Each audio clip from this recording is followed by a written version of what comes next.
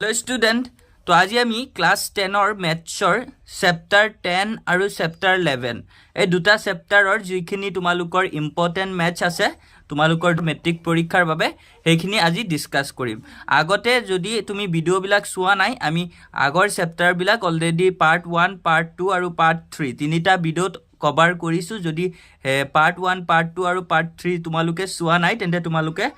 গৈ আমাৰ চেনেলৰ পৰাই চাব পাৰিবা তো আজিৰ এই ভিডিওটোত আমি তোমালোকৰ সন্মুখত চেপ্টাৰ 10 আৰু চেপ্টাৰ 11 এই দুটা চেপ্টাৰত যিখিনি ইম্পৰ্টেন্ট ম্যাথছ আছে তোমালোকৰ পৰীক্ষাৰ বাবে সেইখিনি আমি ডিসকাস কৰিম ছাত্ৰ-ছাত্ৰীসকল তোমালোকে যদি আজি আমাৰ চেনেলত নতুন আহিছা আমাৰ চেনেলটো কিন্তু সাবস্ক্ৰাইব কৰিবলৈ পাহৰি নাযাবা কিয়নো আমি আমাৰ চেনেলত এনেদৰে চেপ্টাৰ ওয়াইজ প্ৰতিটো সাবজেক্টৰে ইম্পৰ্টেন্ট প্ৰশ্নবিলাক তোমালোকক দি যাম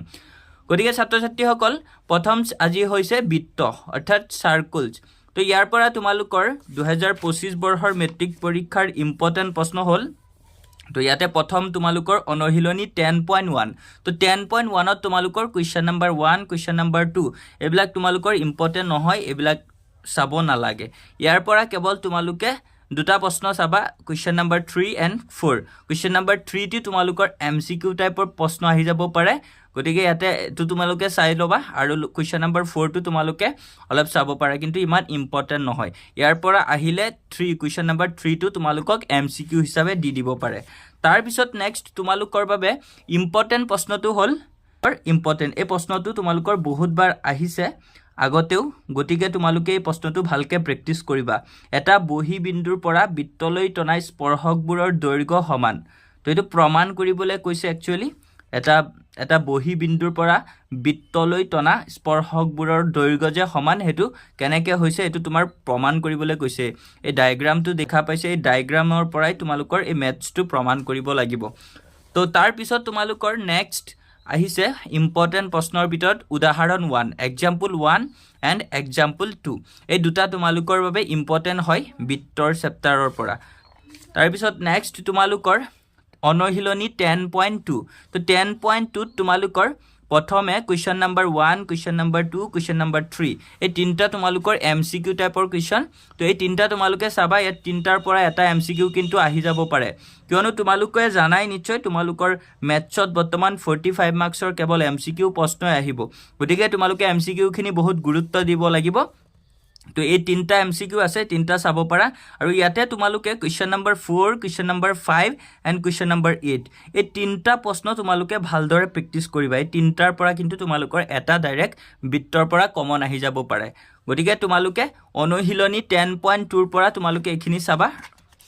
আকৌ এপিনে তোমালোকৰ আছে question number 9 question number 10 and question number 11 তো তোমালোকে 9 10 11 আৰু তোমালোকৰ যোনটো আছে question number 4 question number 5 and question number 8 এইগিটা তোমালোকে যদি ভালকে চোৱা এইগিটাৰ পৰা কিন্তু তোমালোকৰ দুটা প্ৰশ্ন ডাইৰেক্ট কমন আহি যাব পাৰে বৃত্ত চেপ্টাৰৰ পৰা গতিকে তোমালোকে বৃত্তৰ পৰা আমি দিয়াখিনি ভালকে প্ৰেক্টিস কৰিবা তো এতিয়া আমি আগবাঢ়িছো নেক্সট চেপ্টাৰ তোমালোকৰ একাদশ অধ্যায় অৰ্থাৎ চেপ্টাৰ 11 অংকন যাক আমি ইংলিছত কনস্ট্ৰাকশনছ বুলি কওঁ তো ইয়াতে তোমালোকৰ ইম্পৰ্টেন্ট প্ৰশ্নবিলাক হ'ল ইয়াতে তোমালোকৰ প্ৰথমতে এক্সাম্পল 1 এটা প্ৰদত্ত ত্ৰিভুজ এ বি সি ৰ সদৃশকৈ এটা ত্ৰিভুজ আঁকা হৈ যাতে ইয়াৰ বাহুবোৰ এ বি সি ত্ৰিভুজটোৰ অনুৰূপ বাহুবোৰৰ 3/4 গুণৰ সমান তো তোমালোকে এটো ধুনিয়াকে চাবা প্ৰেক্টিস কৰিবা এটো ইম্পৰ্টেন্ট হয় তোমালোকৰ বাবে তাৰ পিছত আকৌ তোমালোকৰ এক্সাম্পল 2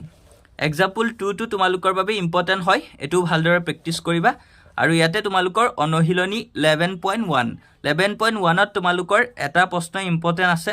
এটো হৈছে তোমালোকৰ কোৱেশ্চন নম্বৰ 4 আৰু কোৱেশ্চন নম্বৰ 5 টো তোমালোকৰ ইম্পৰ্টেন্ট আছে আগতে বহুতো ইয়াৰত তোমালোকৰ এই প্ৰশ্নটো দিছিলে গতিকে তোমালোকে প্ৰেক্টিস কৰিব পাৰা কিন্তু বেছি ইম্পৰ্টেন্ট কোৱেশ্চন নম্বৰ 4 টো তাৰ পিছত নেক্সট তোমালোকৰ ডাইৰেক্ট অনুশীলনী 11.2 ত তোমালোকৰ তেনেকে ইমান ইম্পৰ্টেন্ট নথকা বুলি ক'ব নোৱাৰি তোমালোকৰ ইয়াতে কোৱেশ্চন নম্বৰ 1 কোৱেশ্চন নম্বৰ 2 আৰু question number 3 and question number 4 এই চাৰিটা কিন্তু তোমালোকৰ বাবে বহুত ইম্পৰ্টেন্ট হয় তোমালোকে এই চাৰিটা চাব পাৰা আৰু কোৱেশ্চন নম্বৰ 7 টো তোমালোকে চাব পাৰা তো ইয়াতে তোমালোকৰ অনুশীলনী 11.2 এইকেইটা তোমালোকৰ বাবে ইম্পৰ্টেণ্ট হয় গতিকে তোমালোকে এইকেইটা ভালদৰে প্ৰেক্টিছ কৰিবা কিন্তু তোমালোকৰ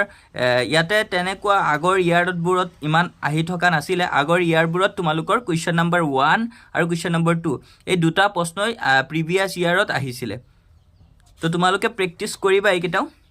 তো আজিৰ ভিডিঅ'ত তোমালোকৰ বাবে এই দুটা চেপ্টাৰৰে আছিলে আশা কৰোঁ তোমালোকে ধুনীয়াকৈ বুজি পাইছা আৰু ছাত্ৰ ছাত্ৰীসকল তোমালোকৰ যদি কিবা ডাউট থাকে তেন্তে তোমালোকে আমাক কমেণ্টছত সুধিবা আমি যিমান পাৰোঁ তোমালোকৰ ডাউটবিলাক ক্লিয়াৰ কৰিবলৈ ট্ৰাই কৰিম